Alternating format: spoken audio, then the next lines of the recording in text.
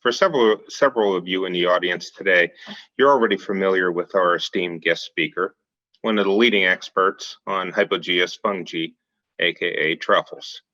Because this is not the first time Dr. Michael Castellano has spoken to our club. Long before I became the program chair 3 years ago, Mike visited us for a truffle walk and talk, similar to what we're going to do this weekend. A truffle walk and talk that I wasn't able to attend. And over the years since then, I've heard from numerous members what a wonderful experience it was. Dr. Castellano lives in Oregon, truffle capital of the United States. And it's been one of my goals as program chair over the past 3 years to bring him back to DC again one day. And this time to actually attend the event. It's taken 3 years of correspondence and a few false starts along the way to make it happen. And I'm so happy that we finally are able to have this opportunity.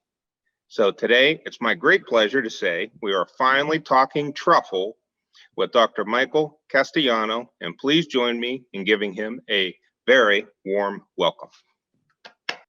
Well, thanks, Tom. And I agree, you have been very persistent. And I appreciate your enthusiasm to bring me out here. I am recently retired from the Forest Service, where I've spent nearly 42 years working on truffles. I've been blessed to be able to travel all over the world looking for truffles in native habitat and plantations. So I have a vast array of experience hunting truffles. And just so you know, this is not a truffle day, it's a truffle life.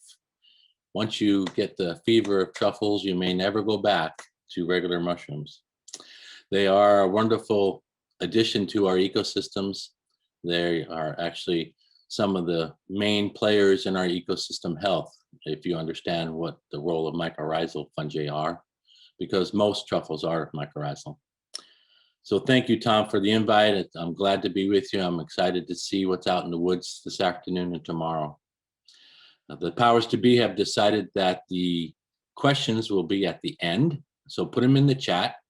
And after my presentation is over, I will stay in Zoom and answer every question until we're done. Hopefully give us enough time to get out to the field site this afternoon. So we're going to talk about truffles. We're going to look at some. We're going to understand why they're there in the ecosystem, what they're doing, and then we're going to talk about how to find them. And that's going to lead us into the forays today and tomorrow. How to find truffles is a bit of a gestalt that you develop over time, just like you do for finding your favorite mushrooms or mushrooms in general. But it is a bit of a different gestalt than mushrooms. When the word truffle comes up, everybody thinks of the edibles, of course, the famous black diamond, the French Paraguay truffle, or the Italian white, Tuber magnatum and Tuber melanosporum. But what are truffles in general? Well, truffles are the more highly evolved portion of the fungal world from the mushrooms. And they are reduced in their macrostructures because they're really spore packages. And so they are very concentrated in spores per carbohydrate used to develop them. They're almost always found underground. That's why they're called hypogeous in general, but they're not always found underground. So they can be emergent or even epigeous, because truffles is more of a group of fungi that do not allow their spores to be wind or water dispersed. So they have to be eaten, and we call them sequestrate, which means the spores are sequestered or hidden or closeted within the spore carp and do not have any active spore release into the ecosystem besides rotting in place. And so they do have a reduced set of macrostructures, and we're going to look at some. So we have some prized tuber gibosum, or the Oregon white truffle, up on the upper left, and we have the Oregon brown and the Oregon black in the bottom right. That's tuber gibosum in the upper left, Calipuya brunea, and Leucangium carthusianum the black one on the bottom right.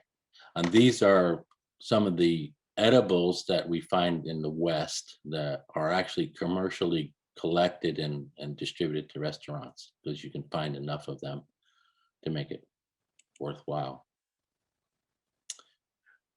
As always, you got to always remember that the truffles or the mushroom is the organisms, or the fruit of the organism. They're not the organism. They are the fruit of the organism. So there's Calipulia brunea and Leucangium carthusianum. And these are two ascomycete commercial truffles that are a little bit more rare than the Oregon white, quite a bit more rare, but they're very sought after culinarily. And so when we pick truffles, it's just like picking mushrooms. We are taking the fruiting structure out of the woods with us, but along the way they're dropping spores, etc., and they produce lots of these spore producing structures. And so it's like picking the apples from a tree. We're not harming the tree if we do it correctly, but we are taking the fruit for that season. The tree stays in place. And so the fungus that's staying in place is called the thallus, and that's what's in the substrate. It's in the wood, it's in the soil, etc., and that stays in place, and all things being equal, we'll continue to produce spore carps going into the future. The first question we always get when we start talking about truffles, because of the connotation of the black diamond or the Italian white, is, are truffles edible? And of course they are, because they depend upon mycophagy, or the eating of fungus, for their dispersal. And they have to be dug up or consumed. The spores will pass through the digestive tract of all kinds of critters, and then they are deposited throughout the ecosystem and will leach into the soil and continue on to their life cycle. What's cool is there's so many different critters that participate in this spore dispersal. Some of them are quite dependent. On the upper right there, you see the northern flying squirrel, which about 90% of its diet are truffles. And that's throughout the year, because in the West, where the northern flying squirrel dominates in old growth forest, you can find truffles every day of the year if you look in the right places. And what's also interesting about the northern flying squirrel is it's the main diet prey for the northern spotted owl. And in the West, that's an endangered species, and we've spent millions of dollars as federal agencies trying to protect the northern spotted owl, which means we had to protect the northern flying squirrel, which means we needed to understand where truffles were, so that the northern flying squirrel had enough diet to produce enough fodder for the northern spotted owl. But what's cool about truffles is that they concentrate lots of micronutrients in their fruiting structures, like selenium and copper, which are building stones of biological organisms. And so all kinds of critters, from the small rodents to the large ungulates, like the elk and the deer, even bear, will consume them. We also have mollusks and other critters. And so truffles by definition are edible, but the important thing is by whom, because there are some challenges with the edibility by humans of some truffle species or impersonators. And what's cool is, no matter where you go in the world, and I've been in South America and Australia, New Zealand, in Asia, across Europe and North America. I've never visited Africa, although I've published a number of species from Africa.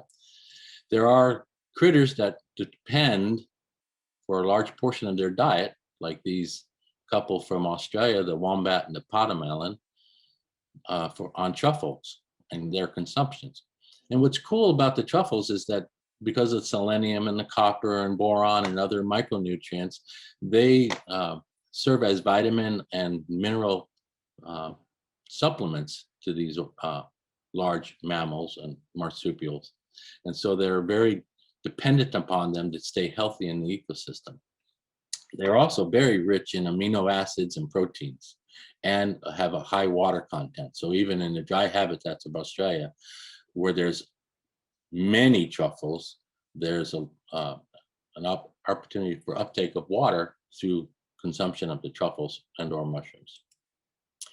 And then you go to another layer of unusual truffle dispersers, like the birds, especially in Australia, New Zealand, and Southeast Asia, that rummage through the litter layer of forests, and they are opportunistic truffle hunters and dispersers.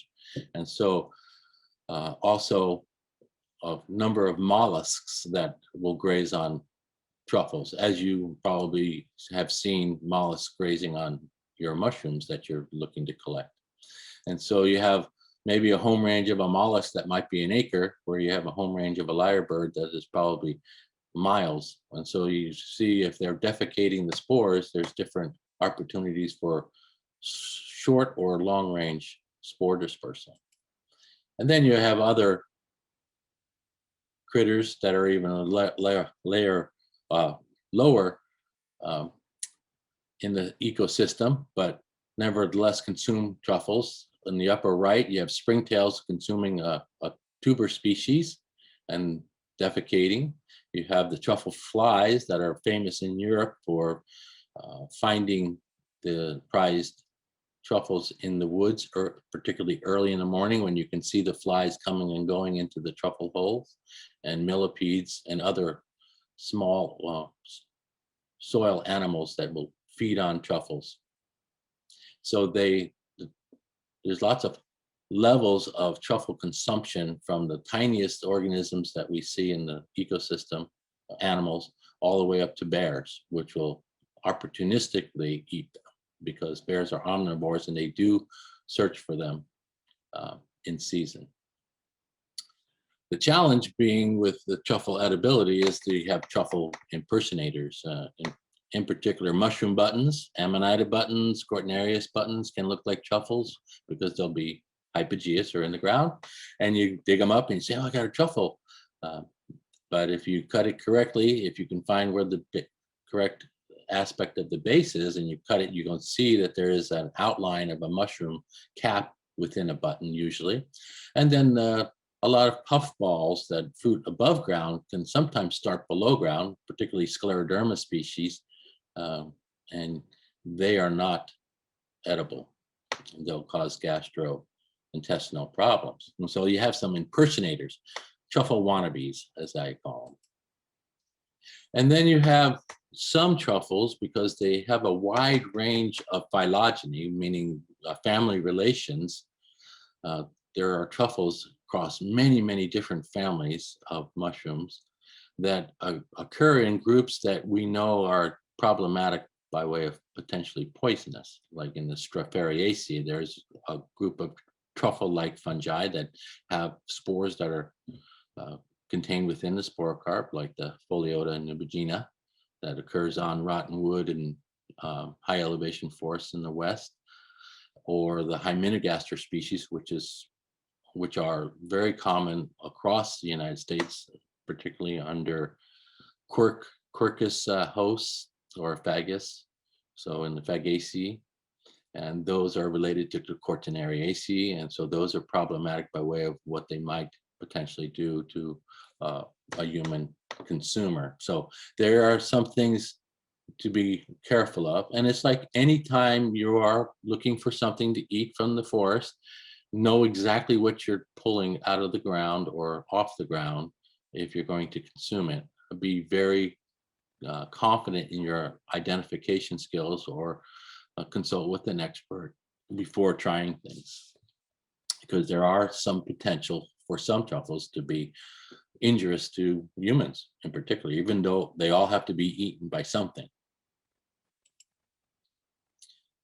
So one of the cool things about truffles is that most of them are mycorrhizal, and mycorrhizae is the structure of the fungus enveloping the feeder roots of trees or plants and forming a mutually beneficial symbiosis where they live together and they both help each other in different ways. So on the left here, you see a pine root that has root hair sticking up. And you can see if that was in the soil, that is the zone that the root hairs can take up nutrients and or water from the soil.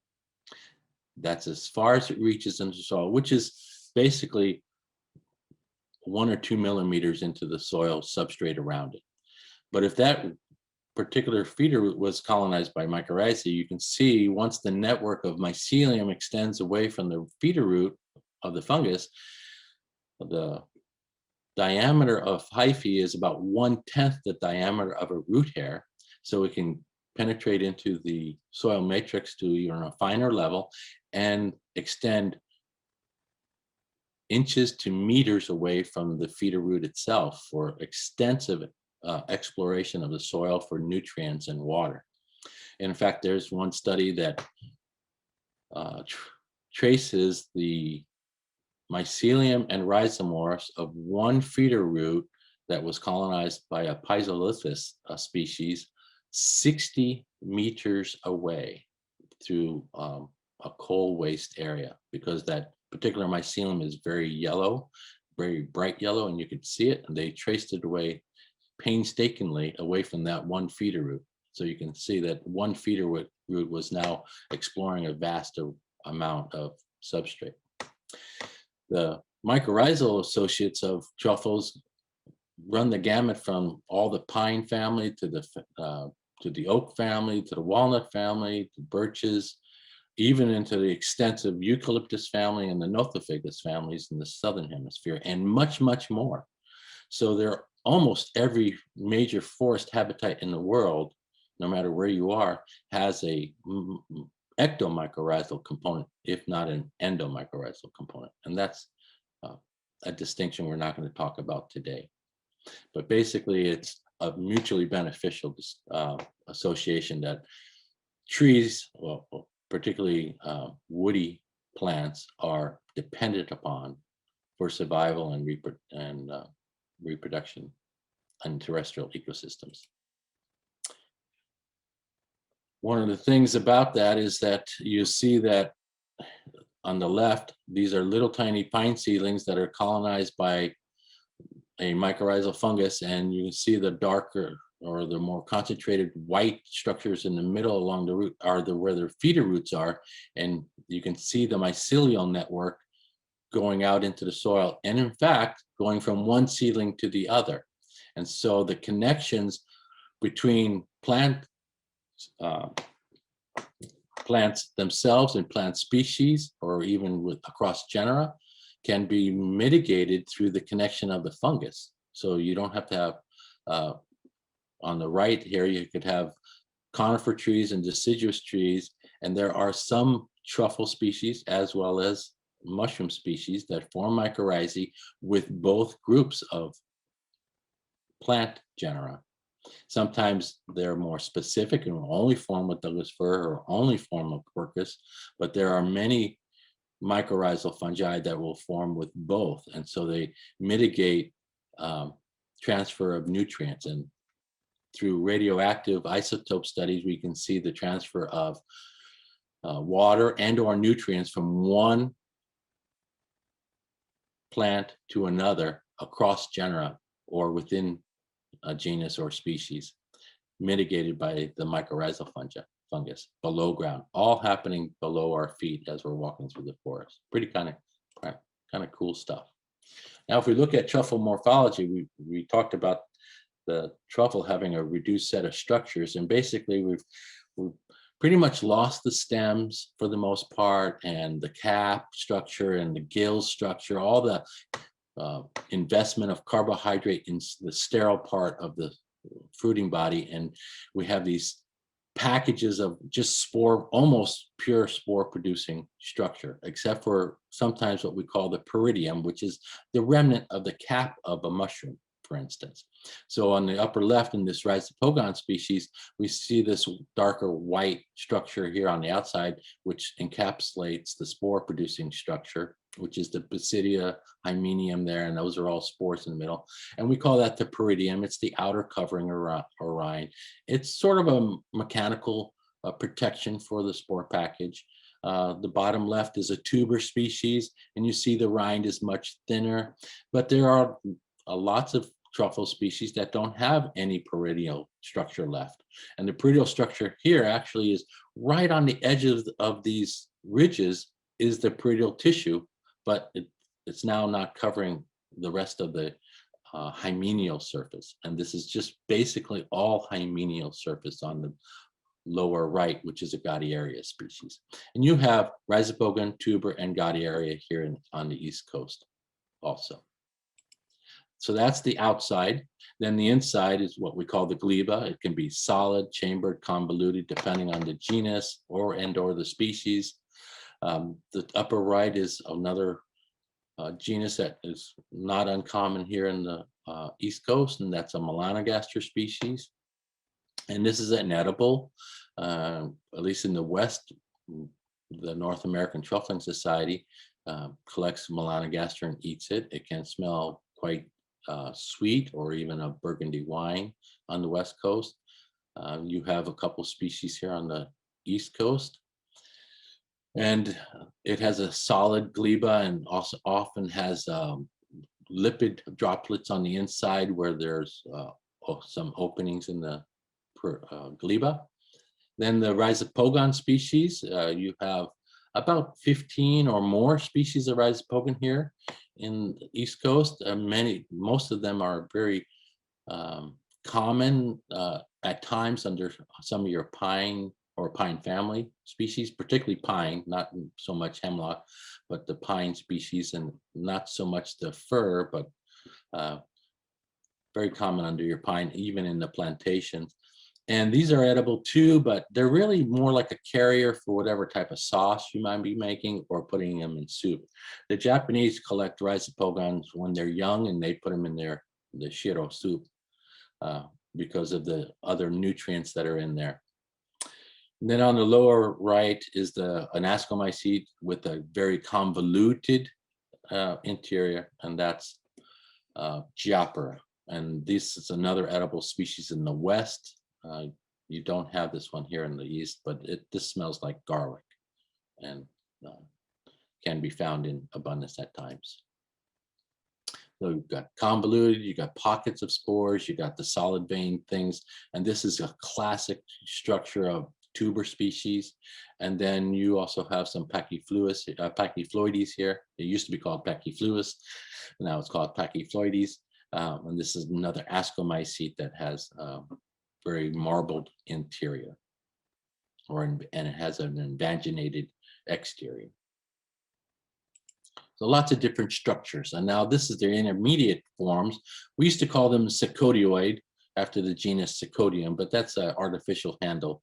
But basically, again, the spores are not actively discharged into the environment because they're either enclosed into some kind of peridium, even if they have a remnant stipe like the bottom one, which is a Russula relative. We used to call it Macronides or Cystantium. Now they're all relegated to Russula, and there's a couple of hundred different species of truffles in the Russula family.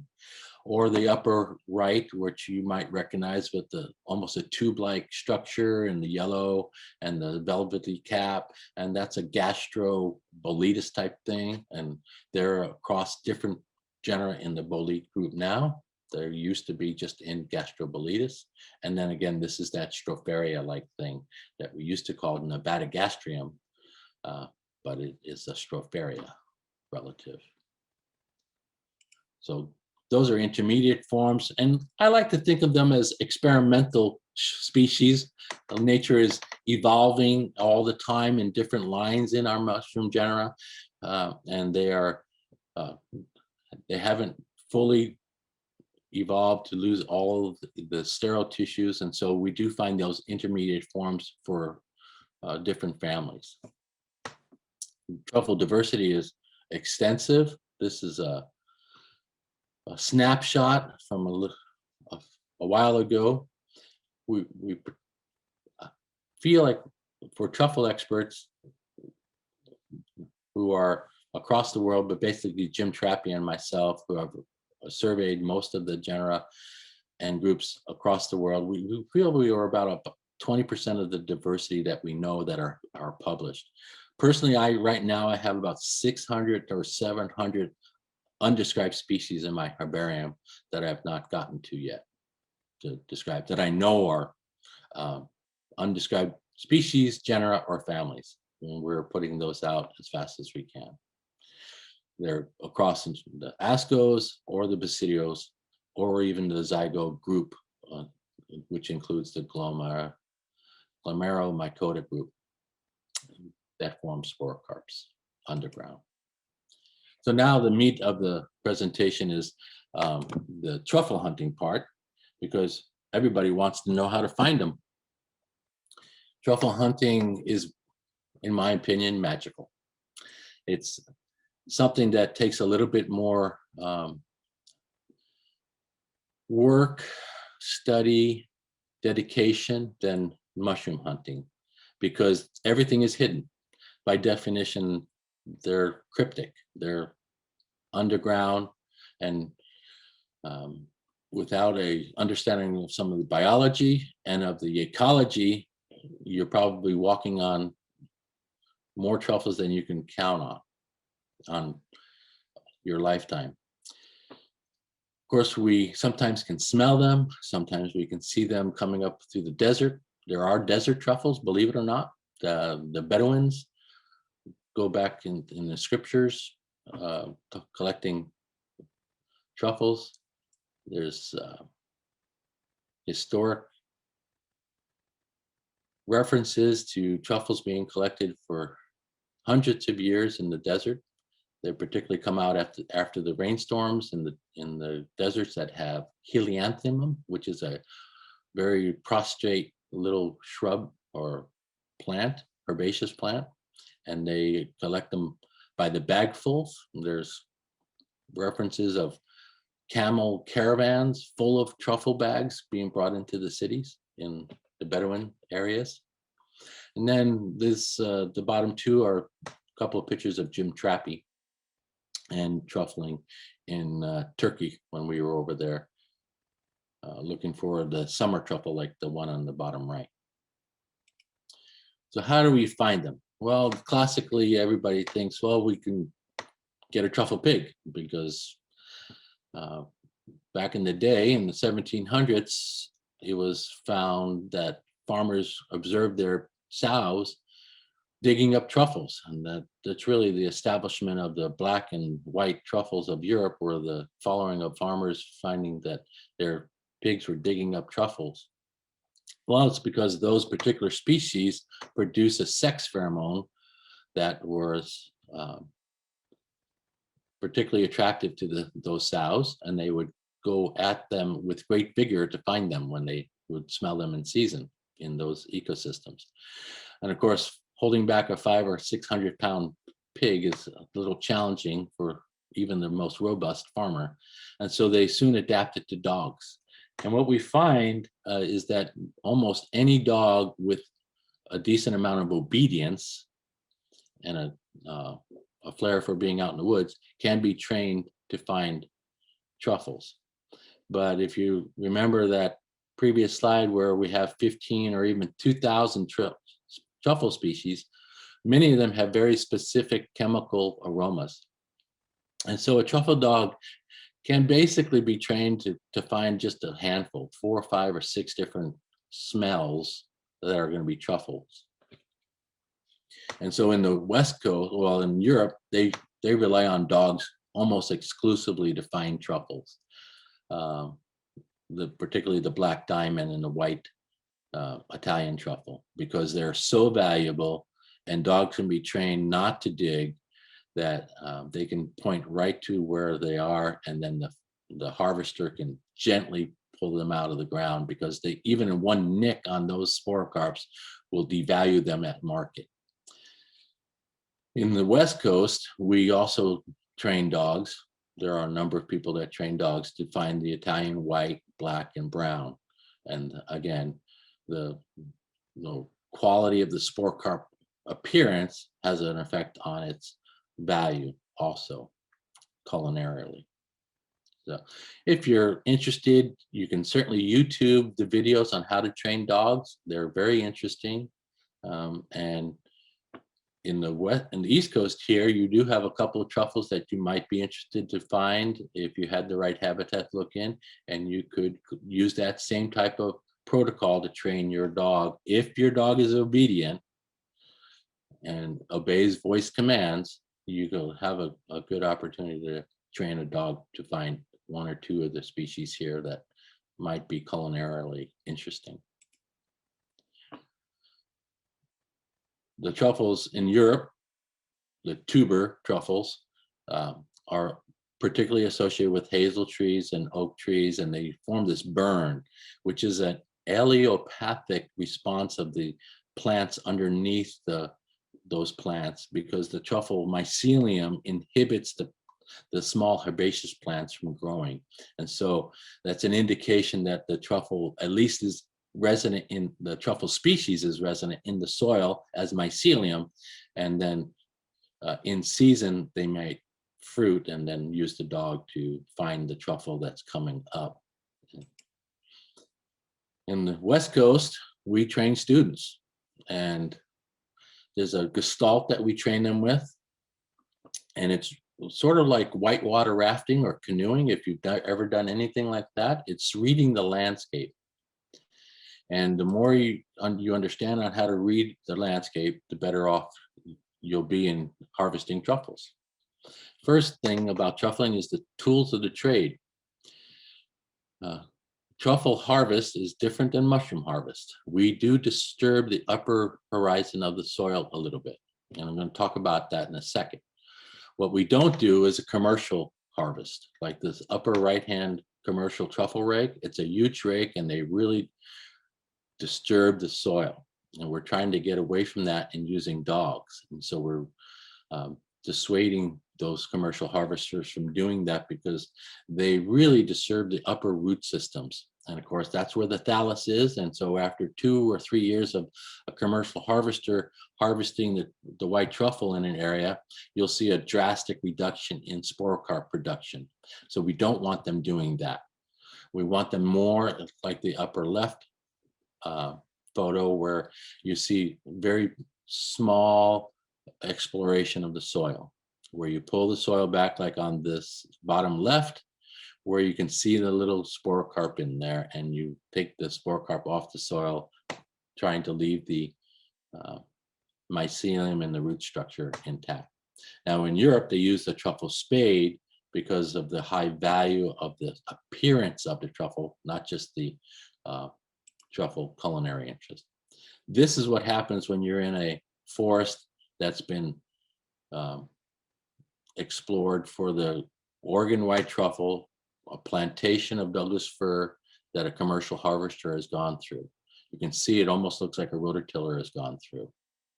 And that's how they walk away, so oftentimes leaving their debris too. And they'll come back year after year to that same spot till they're not finding any truffles.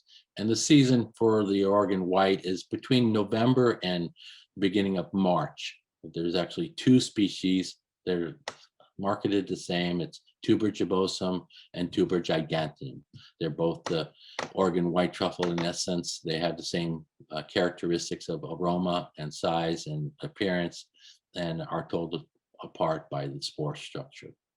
And so the season starts for Tuber gibosum and ends with the Tuber giganteum.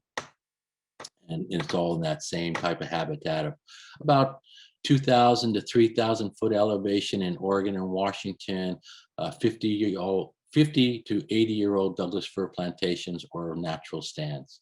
And there'll be extensive amounts of Tuber gibosum at times if the rains have come and the temperatures are the right. But there's a lot of disturbance associated with them. The Europeans use all kinds of different structures to dig out their single spore carps at a time, including the muzzles that you see in the middle here for their dogs, to make sure their dogs do not touch the truffle at all. And they'll carefully excavate a single truffle at a time and then take it to market. This is the summer truffle, the Tuber estibum, that we were collecting in Turkey when we were there. And one of the great characteristics is that you walk through these scattered pine habitat, and you look for the upper right, upper left characteristic on the soil, the cross-hatched cracking of the soil. And then you start carefully excavating down to about almost a foot at times to find the truffle underneath there. That can be the size of the one you see in the man's hand, or bigger or smaller, or a cluster of truffles. But that's the characteristic cracking that's cross-hatched, not a single crevice, but a cross-hatched crevice, that they would walk around in that, what you see is a very open herbaceous layer, looking for that crack. And we can use that same type, that's one of the gestalt characters we look for in high elevation forests, where you have a very compacted soil. So sort of up in like where Mount Mitchell or up in the Appalachians you might do. So then when you actually are approaching an area to look for a truffle, this is oak woodland in Southern Oregon. And then this is an oak savanna. So you have a large oaks, 200 or 300-year-old oaks that are scattered, that are separated by tens, if not 100 meters apart. And you have this grassy, loose soil. And so you would approach one of these single oak trees and look for a likely area that you can't tell from that photo on the left, but there's a little bit of a seepage area there that's a little bit of a slump, and you'd scratch there. Now, there is disturbance. We're not saying there is no disturbance, but if we carefully go only 1 or 2 inches into the substrate, which is we're doing here, looking for this is very loose, friable soil in this particular habitat, looking for that characteristic mycelium or other structure while we're there in the right spot. And that's about a 3 foot across at the most, usually about a foot, 1.5 feet, or 2 feet across, a little scratch into the soil, looking for that habitat. And then we replace the divot. And if we would come back after 2 or 3 weeks, we wouldn't even know where we've dug. And if we come back, and we've done these types of studies over the last 40 years, where we've gone back to the same area after we've done that type of a scratch, looking for the same species in those same areas, even marking where the scratch is and going back to that same scratch. If the scratch is done in a careful way, the carefulest we can be when we actually have to dig into the soil a little bit, we can go back to this area year after year and still find that same fungus there fruiting continuously. And so we routinely replace our divots when we're in any area where there's public exposure, or where there's sensitive type of habitat or any sensitive plants around. So you can see that there's very little you can see after the fact, and particularly after a week or two, a little bit of litter fall, some leaves fall, a rain system comes by. You can actually be standing on that site and you wouldn't even know it's been truffled. So aesthetically, we can minimize the disturbance. Biologically, there is some disturbance. So where in the world do these truffles occur? This happens to be a Lactarius relative. We used to call this Archangeliella. Now they're being moved into Lactarius. As you can see, it has lots of characteristics of candy caps. So why are they there? The challenges of finding truffles are, first, that they're difficult to identify. They're certainly hidden from our view because they're mostly under the ground. Although there are lots of species in different types of habitat that you can find observationally by walking through the system, particularly in places like New Zealand, for instance, for some reason, where there are lots of bright colored mushrooms. Well, there's some bright colored truffles that occur emergent through the substrate, through the moss or through the soil, and they're very, very brightly colored purples and greens and reds. There is a distinctive destructive sampling. They have to be dug up one way or another. Even if you're digging for one particular spore carp like the Europeans, you are digging into the soil. There is some disturbance, but we try to gently put things back together and encourage that mycelium to recolonize that disturbed soil and continue on with its life cycle. They have dispersal agents, so we're fighting not just the environment where truffles can rot, but we're fighting the other critters that are looking to eat because they're looking for substance and or nutrients or vitamins. So we're fighting against critters that are eating them. But that also helps us because they serve as a indicator of where things are. Just like mushrooms, they are seasonal. So there are certain species that occur early in the season when the rains first come. There are things that will occur in the middle of the summer in Oregon when we have no rain at all. But if you're in the riparian area or in high elevation where you get thunderstorms, you'll find them. They're ephemeral, just like mushrooms. They're short-lived. But interestingly enough, because the truffles are buffered from the environment to a certain degree because they occur below ground, they have a longer lifespan as a spore carp for the most part. Many of them can be in the soil for a week or two or even a month or two, depending on the species. Some of the ascomycetes are slow to mature in the soil, so very common to find immature tubers in the soil in big clusters. But if you came back a month later, you would find if you left them alone, that they would be mature and that they last in the soil. They have developed mechanisms to survive in the soil, which is a fairly robust environment to try to survive in with all those critters and with soil chemistry going on. And just like on mushrooms, as you walk through a forested area, you know there's a patch of chanterelles over there, there's a patch of lepiotas over there, and it's the same thing with truffles. But you don't see it, but you have to be able to infer it by reading the landscape, particularly the microtopography. One of the introductory things we do is, well, is it mushroom season? Well, if it's mushroom season, then it's truffle season, particularly if we're looking at the large fleshy mushrooms. You know, or wherever you are, as soon as the rains come, all the little tiny decomposers will come up first because they're very responsive to the first flushes of rain, and they have minimal requirements for carbohydrates to produce those little small mushrooms, and so they can respond very quickly, get out their spores and keep their decomposition or saprobic life cycles going very well. But the next group of mushrooms to come, besides the perennial conchs and things, are the larger mushrooms, and many of them are mycorrhizal things like the amanitas, the russulas, the lacarias, the suillas, the boletes, and things of that nature. When that season is in full flush, that's truffle season also. You just can't see them. There's also other truffle indicators, particularly here in the east, where you have the parasites that occur on Elaphomyces. Elaphomyces in the east is very prolific. You probably have 30 or 40 species here, and I've been publishing on them recently. I've just published about 16 new species from the East Coast of Elaphomyces, and I have another 10 or 12 to go that I know of that I have the documentation for. You have a very robust Elaphomyces community here, and sometimes you can find them by looking for their parasites, what we used to call cordyceps, which are now in a separate genus, and there's still a little bit of controversy on how all this is going to work out.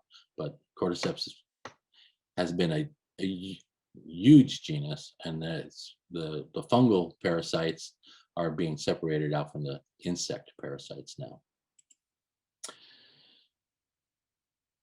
The other challenging things about truffles is, here's one that's erumpant. This is another tuber estimum in that grassy pine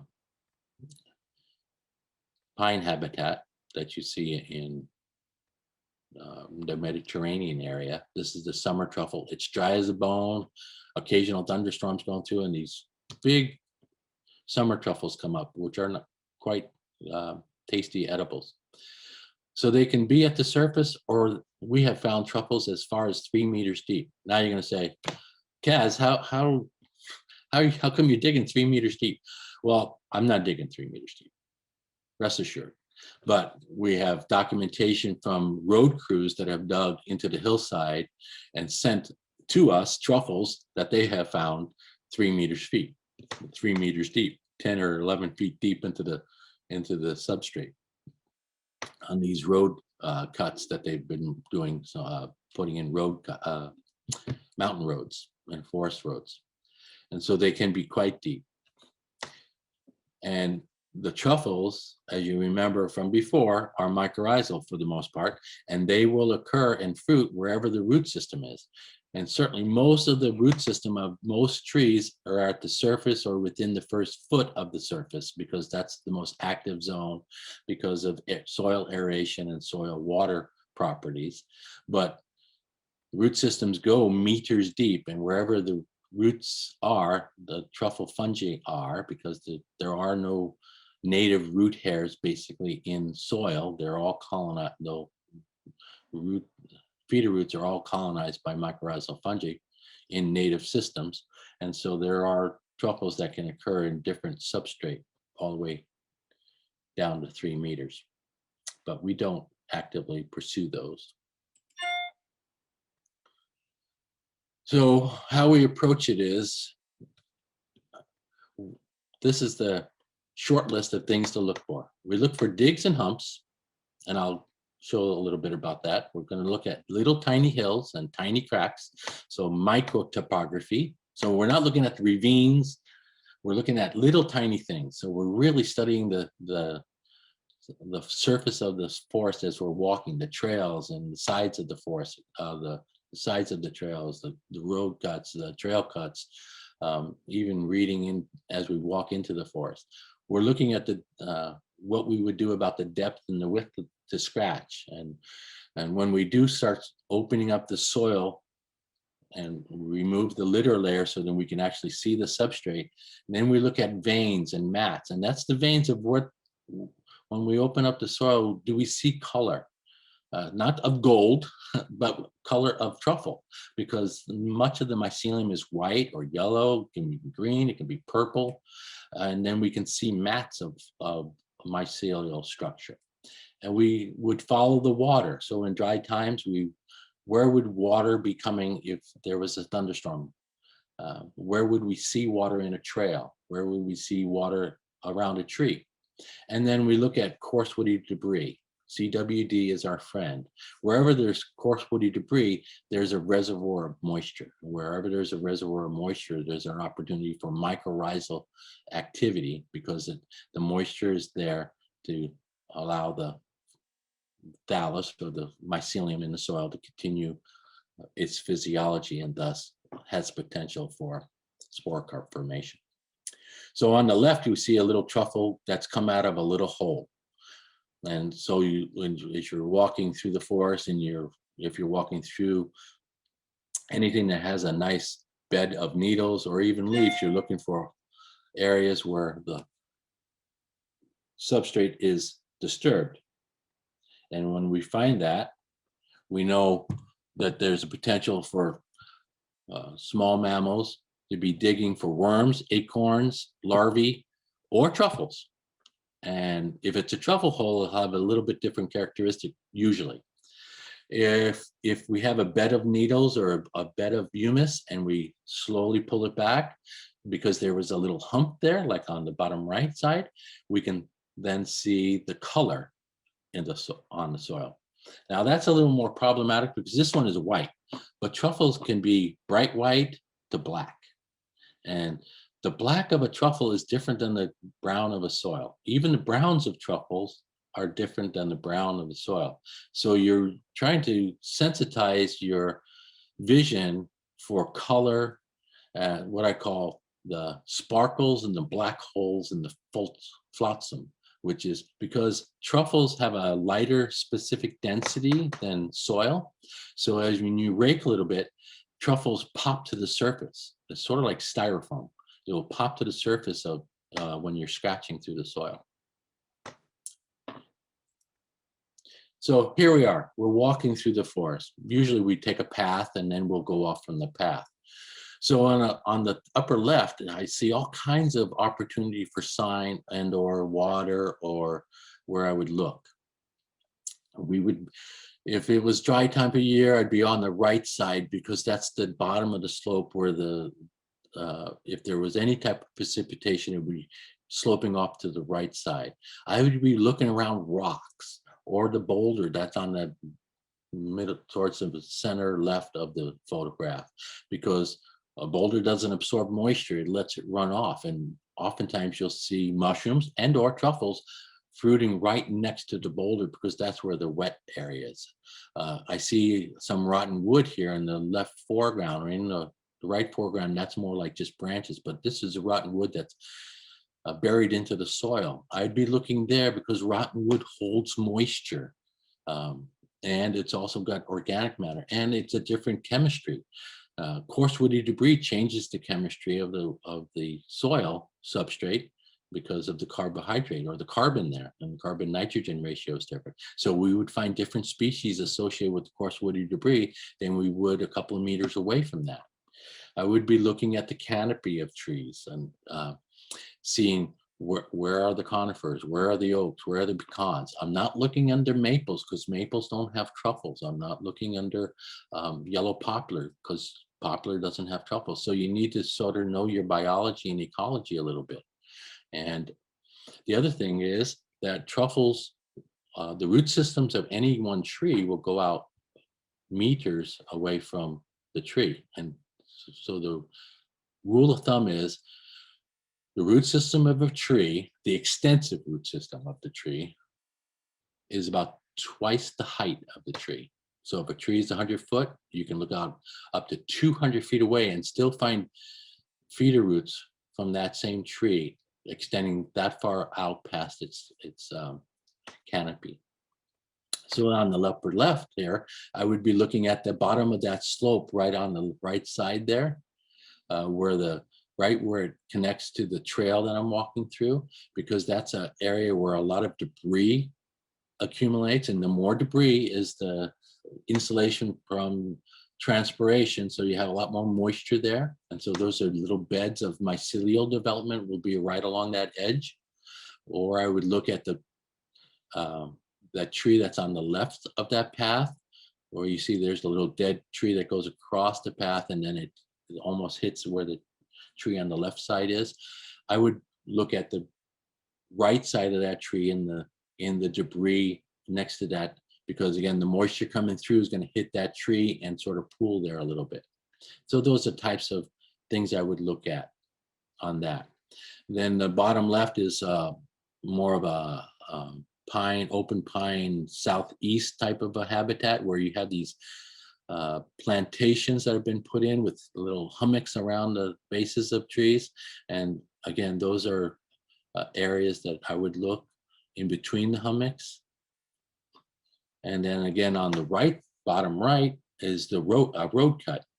See where on the bottom foreground of the bottom photo on the right of the foreground bottom right, where you see the sandy soil, and then you have this overhang of the substrate where the moss and the grass is hanging over. I would be looking under there, because if you look under there, you'll see lots of roots, and sometimes you'll see truffles erumpent right through there because they've opened. That's a good area in particularly wet forest to look along that area, all the way along this trail, because of the soil aeration, soil moisture interface changes there, especially in soggier sites. There's better soil aeration, which means better root physiology activation, and so there's going to be a higher likelihood of spore carp formation there. So here's a little diagram showing that most tree roots will be right under the canopy. So from the canopy edge to the base of the stem is the most active area to find truffles. And for most mycorrhizal mushrooms, that's where you're going to find most of them too. But that does not negate that you cannot find them, like I said, up to 2 times the height of the tree away from the stem. And that's important, especially in mixed forests. You say, well, I found these truffles or these mushrooms under fern, and they were 50 feet away from the dug fir over there. So they're on there with fern, right? Or I found it under this pine, these mushrooms or these truffles under pine in a pine oak stand, but they're oak mushrooms, but you find it under pine because all of the feeder roots and the mycelium will all intermix. It's this giant network that just cross hatches itself that you can't see. So do not be deceived. And so if at the end, I'll talk about if you wanted to send some information to me about to help me identify something you have found, I want to know everything within 100 to 200 feet of where you found it. Any plant species you can identify that's a woody plant, not the herbaceous plant, but the woody plants. So even if you're under a pine, but you're in a pine oak stand, tell me that there's oaks there, because it all helps us get to the species for a truffle. So see what you're looking at. These are digs and humps. And what I like to call them is for a dig, and pardon my connotation, but I like to think of them as little graves because they'll have soil like this right side. A hole in the ground doesn't necessarily mean it's a dig. Sometimes the hole in the ground is a rodent hole and you don't see any soil next to it, or it's a snake hole, or it's an old hole that is just a gopher has popped up. But it has to have some kind of a bunch of soil next to it. And that's more likely a truffle dig than anything else, particularly if it goes down into the soil a little bit.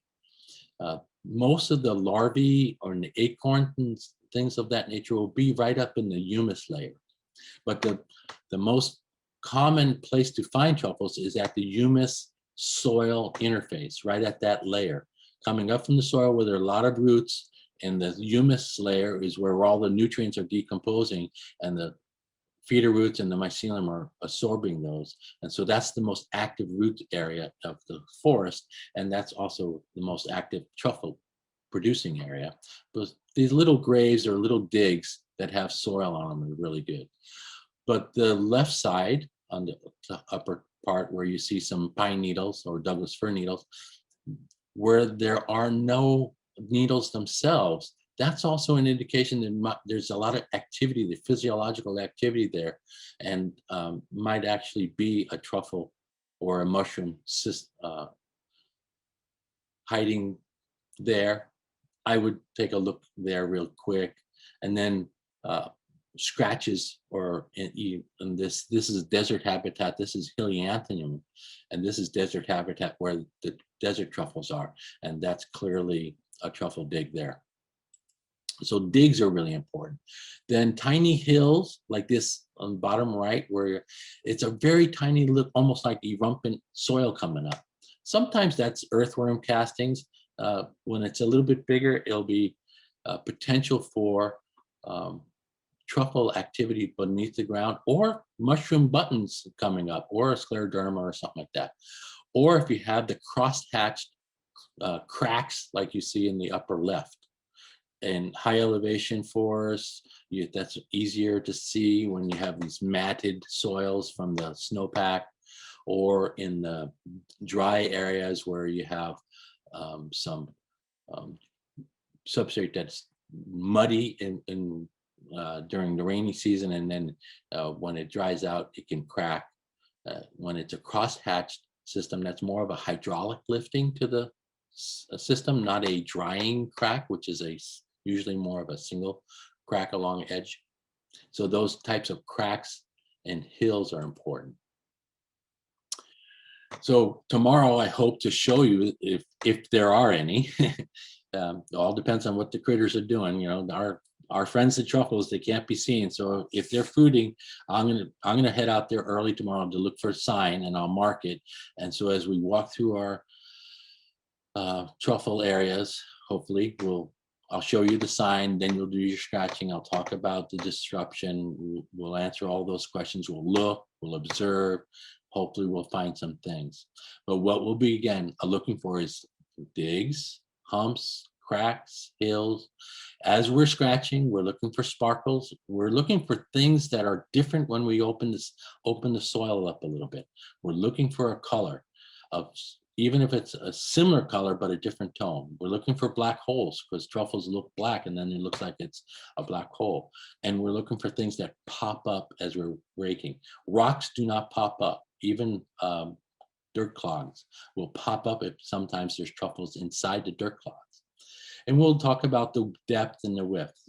If we find a truffle dig, what we normally do is I will look within about a foot of that dig all the way around it, just to see if I see any sign. And that sign would be the veins and the mats. Am I seeing any mycelial activity, or do I see a truffle? It's not uncommon to find a dig and see a partially eaten truffle at the bottom, that the critter that was disturbed and ran away and has left a piece of the truffle at the bottom. Sometimes like you see a piece of a stem at the bottom when you pick a mushroom. And I'll show you how to follow the water. Even though it's been really wet here, and that pretends to be maybe really great collecting because it's been wet here, I will explain, if it was dry, where would I be looking for the water? Or particularly like in the summer when you just have thunderstorms coming through without a big storm like we've had here.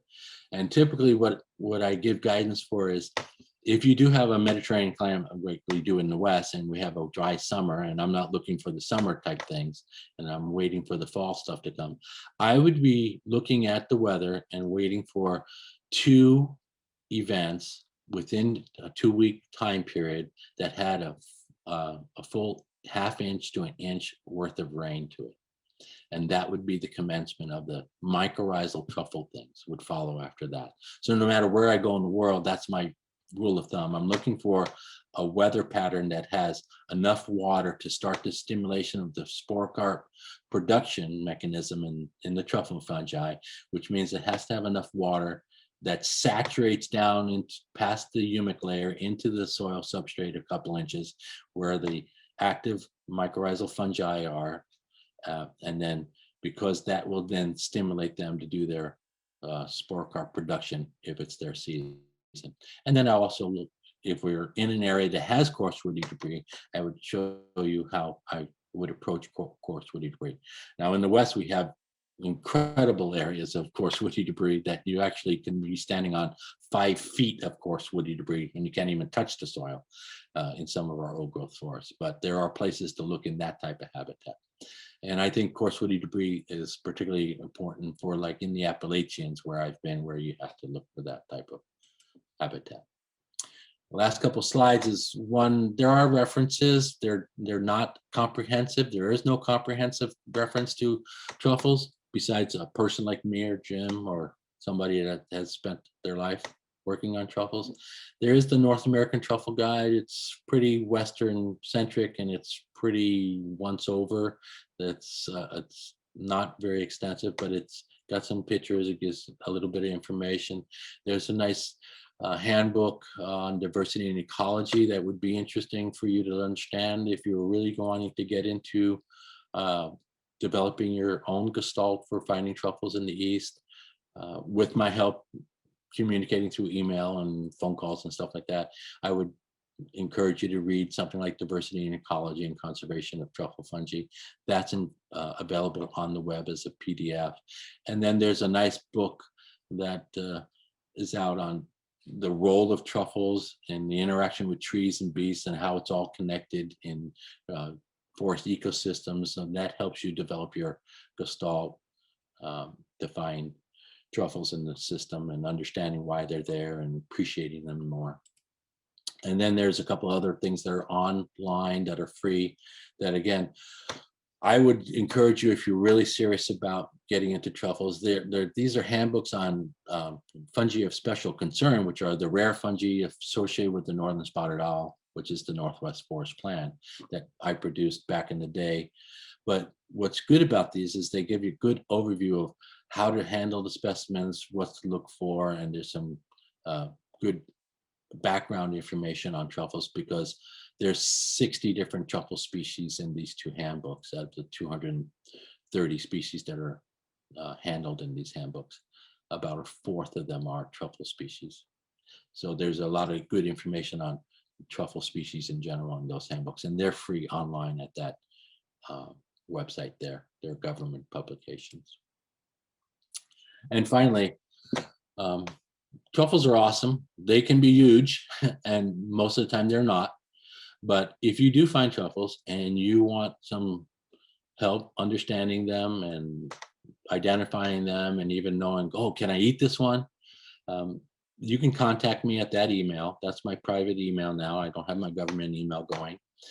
But I would ask is send me a decent picture of the outside and then cut it if you can through the base so you can show me the inside. And I can guarantee you I can tell you the genus and maybe even the species if you give me a location by way of I found it at this park and it's in this county, it's in this state.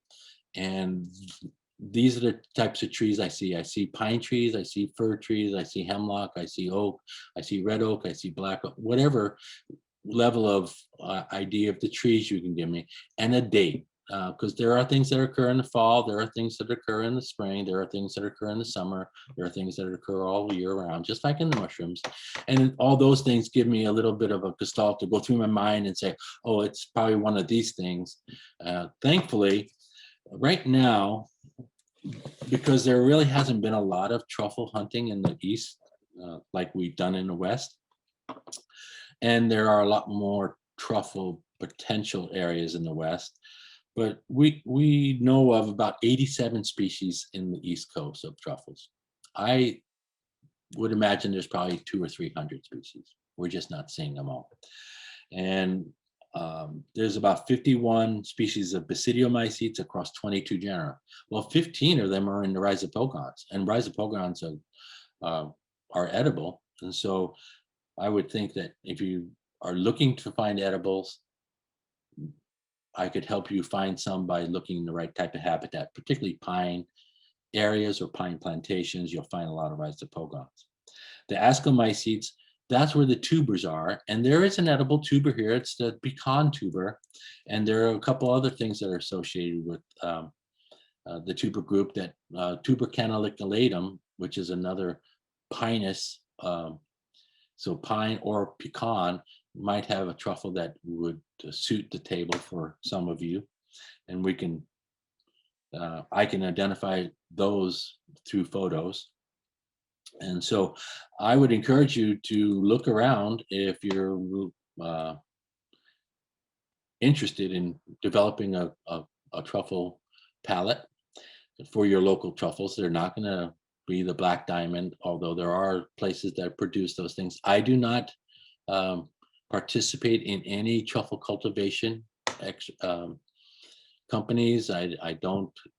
I personally don't even eat truffles. I don't eat mushrooms except for matsutake that I collect myself on the West Coast. That's the only fungus I eat by choice.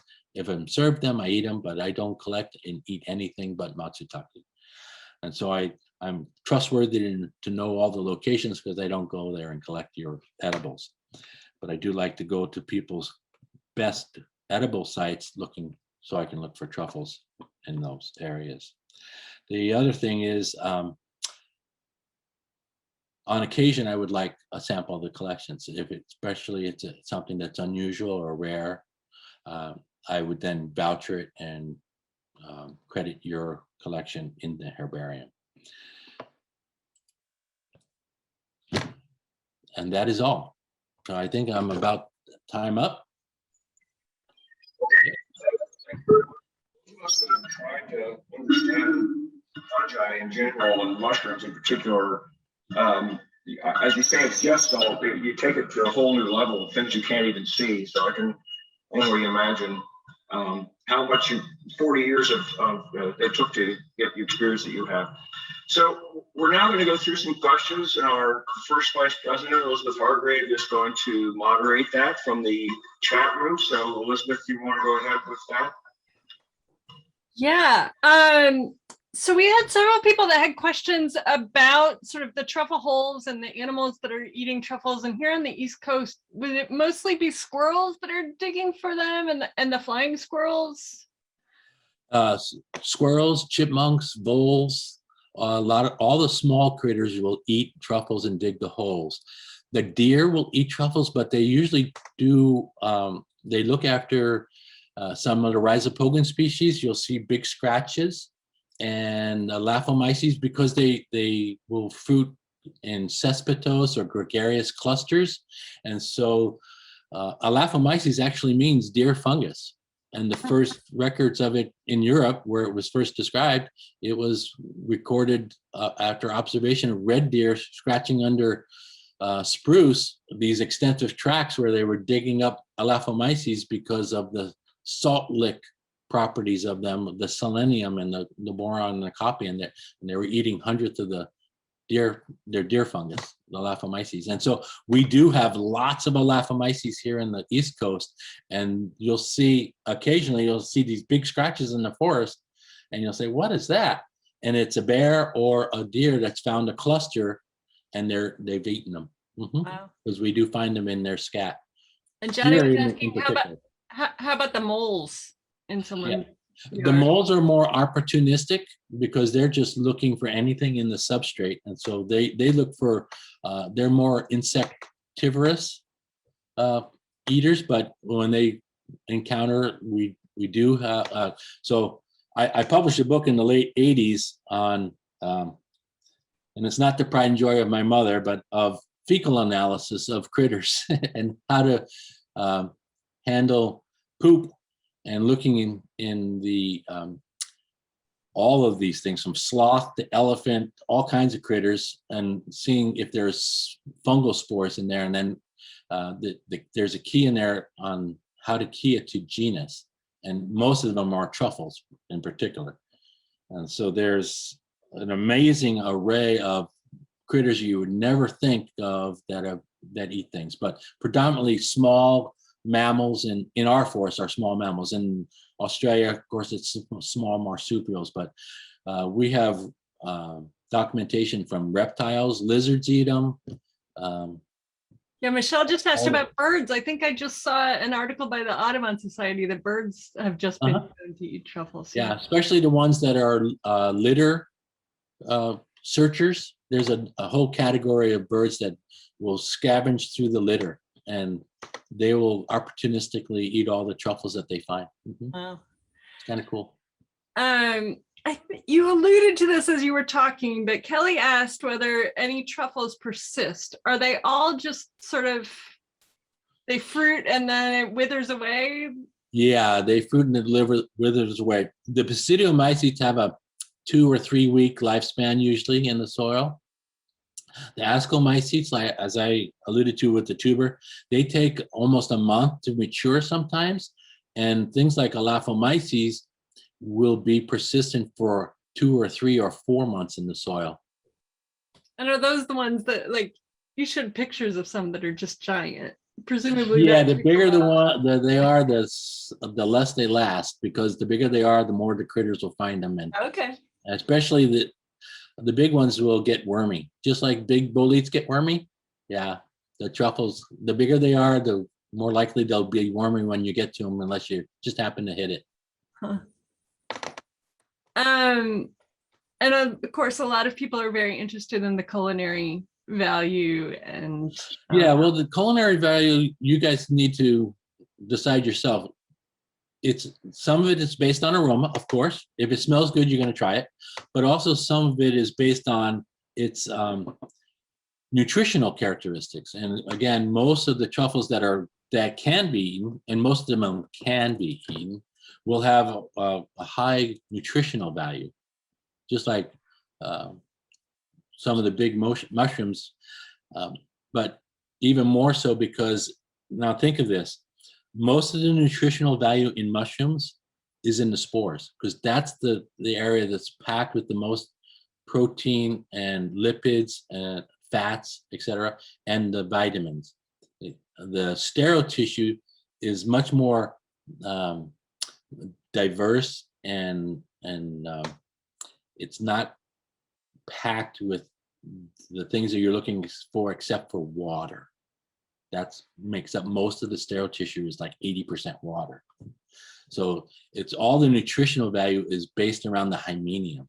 And so when you're talking about a spore carp that's basically hymenium, that's a high value for nutrition. So people that are living off the land, things of that nature that are more holistic that way, or vegan or things, that's I would think would be very attractive.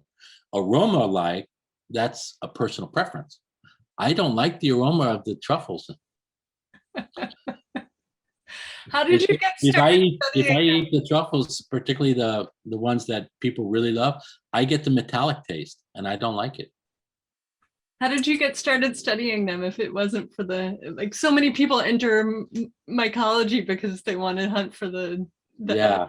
Well, I started as a forester, and I got into my the mycology part because Jim Trappy took me as a student trainee back in the day, and he introduced me to mushrooms and truffles, and I got into the pirate treasure part of it. It is so awesome to find hidden things, and then these guys are important in the forest. For a healthy forest, you can't have healthy forest without truffles. Wow. And then most people don't look for these guys, and so many of them are undescribed. Wow. I mean, it's just one thing after another, and then it's really cool to try to find them and understand the ecosystem. It's more challenging than mushrooms. It's more challenging than birds. Those types of things. It's more challenging than plants. If you go to the hillside, you can see every plant, but you can't see any truffle unless you know where to look in the hillside. So that it just intrigued me that way, at that level. And then getting into them, because they don't have all the sterile structures.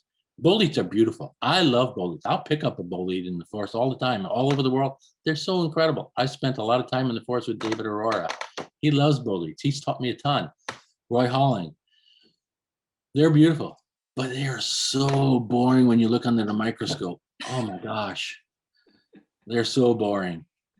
Truffles are so incredible spore structure wise. They are so beautiful. If you look up Laphomyces castellano and you look at my spore, my scanning electron microscope photos of the spores, oh my gosh, it's so beautiful. It's like every pretty plant flower in the world is exhibited in the spore structure. And that's what really intrigues me, is seeing inside the treasure. Yeah. You mentioned that you haven't gotten involved in cultivation, and it sounded like you have opinions about that.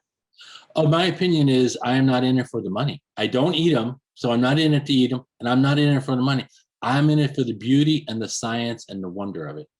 And I've just been blessed to spend 42 years working on truffles because I love it. And so I'm retired, but I'm going to publish till I die, because I want to work through my undescribed species, and I want to find more species. And so I'm still traveling, looking for truffles, and it's now one of my big hobbies instead of my vocation and hobby. So yeah. Have you been following what's been going on with cultivation? Do you think they're going to be able to make a go of it? Well, if they were real scientists, they could. My problem with the cultivators are, most of them are just business people trying to make a dollar, and they're just trying to throw dollars at things instead of understanding. And I was Tom Michaels, who's in Tennessee. He's probably the closest thing to a scientist there, because he did his PhD at Corvallis with us on tuber. He understands a little bit more. Franklin Garland, he came to Corvallis when he was starting up, but he's more of a businessman type. It's most of these people are just trying to make money, and that's all they're focused on. And so I just shy away from that, because I don't want to get involved in that part of it. I did a lot of spore inoculations. I understand physiology. I got my master's in tree physiology. My PhD is a taxonomic thing. And I've been everywhere. So I would approach it differently, but I just don't have the drive or the motivation to get into the business side of it that way. It doesn't interest me. We got one question from Angela, who says she has a bunch of pine that she's about to harvest, and she's wondering if she should look for truffles before or after she cuts some of the pine down. Yeah, you're going to kill the truffles, just like you kill any mycorrhizal thing when you cut trees. But it's fine. And if it's a pine plantation, that's what it's there for. If it's a native forest, impacting the mycorrhizal things in particular, because they're closely associated. Without the host, they will die. If you're looking to understand truffles, pine forests are going to be fairly productive in rhizopogons and some tubers and some other species of truffle. If you have the time, go look. Before you cut them. And then she's asking, so if she's going to replant, does she need to do anything specific, like inoculation to sort of keep the truffles going, or if she replants where they were already growing, will those new trees form associations? If she replants right away, because once you cut, the soil biology starts a slow taper to sterilization, essentially, if they don't get, the plants don't come back. But if in a partial cut area, if it's East Coast here, you don't clear cut anyway. So it's all this mixed forest. It shouldn't be a problem. In the West, where we have huge plantations that are cut or native forests that are cut, clear cut, that's a different story. We have to go in and plant. And I did a lot of spore inoculation in nurseries to increase survival percentage and early growth of Douglas fir in those types of soils, especially in our dry, droughty soils in Southwest Oregon that are problematic to get plantations reestablished. And in those instances where we use a mycorrhizal truffle species called Rhizopogon vinicolor that's specific and only forms mycorrhizae with Douglas fir, and is found on those droughty soils naturally. When we inoculate with that in the nursery, establish it and put it on those soils, we get a huge increase in survival percent and early growth for reestablishment of forests. In mixed forests, it's not that problematic. That's really interesting. I think I've covered most of the questions except Johnny's very important question. Are there any deadly species of truffles that we know of? No, they're only deadly truffle impersonators. So be careful that the way. Amanitis that you talked about, yeah. Yeah, that can be really problematic. And of course, there are some hymenogasters, which here under Quercus and Fagus, the beech, you'll find hymenogasters species, and those are all quartz. Those are all Cortinarius or Hebeloma relatives. So some of them are edible, some of them aren't. Just like some Cortinarius are edible. Well, then I guess some Amanitis are edible. In fact, in the West, we have some choice Amanitis. And yeah, we do too. if you ever travel with David Ora, you'll see him eat a lot of Amanitis, but he knows what he's doing. So it's one of those things, only pick what you know and only eat what you're sure of. Right. Yeah, don't experiment. Don't experiment with truffles. If you're experiment with mushrooms that you know come from a family that are going to be fine. Because some people love things that other people don't. That's a very personal thing about mycophagy. It's really cool that you'd be surprised at things that David will eat that most people don't eat, but he likes them, so he eats them, and he likes eating off the land, and so he'll eat all kinds of things that people say, well, there's not much attraction to me for that. But again, it's everybody's different, and that's one of the great things about mushroom hunting or truffle hunting in general. You can personalize it. Well, this has been great, and I know everyone's looking forward to getting that into the field with you. Oh man, the pressure is on because I didn't pick the spot. Usually what I get to do is I could get out early and I go find a spot. I might go to 5 different places and find an area that has the sign, and then I know, okay, I'm going to find truffles here. So then I can bring a group out and say, we're going to find truffles here because I'm sure of it. I've been here last week.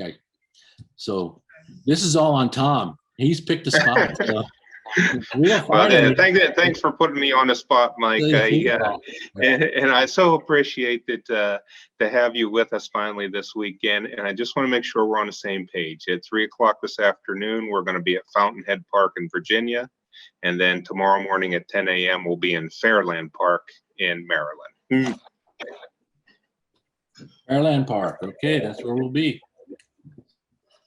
Fairland is tomorrow at 3 p.m. this afternoon. We'll be at Fountainhead Park in Virginia. Yeah.